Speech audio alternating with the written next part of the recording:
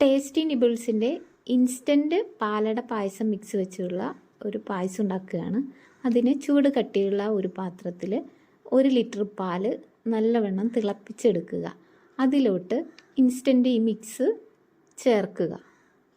നല്ലവണ്ണം ഇളക്കി കൊടുക്കുക. ചെറിയ ഫ്ലെയിം വെച്ചിട്ട് നന്നായി ഇളക്കി 15 മിനിറ്റാണ് ഇതിൻ്റെ ടൈം പറയുന്നത്. 15 മിനിറ്റ് നമ്മൾ ഇടവിട്ട് ഇളക്കിക്കൊണ്ടിരിക്കുക.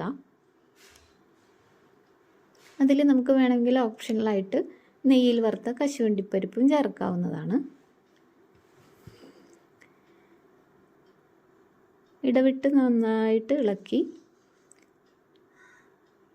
അത് കുറുകി വരുന്നത് കാണാം നമുക്ക്. ഇങ്ങനെ കുറുകി നല്ല കളറൊക്കെ വന്ന് തുടങ്ങിയിട്ടുണ്ട്. ഈ പായസം വെക്കാൻ അറിയാത്തവർക്ക്, എന്നെപ്പോലെയുള്ളവർക്ക് ഇതുപോലെ ചെയ്യാവുന്നതാണ്.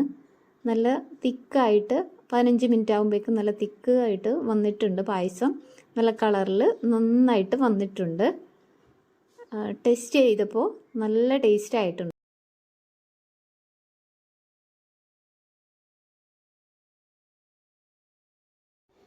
നല്ല ടേസ്റ്റായി വന്നിട്ടുള്ള ഈ പായസം എല്ലാവരും ചെയ്തു നോക്കുമല്ലോ.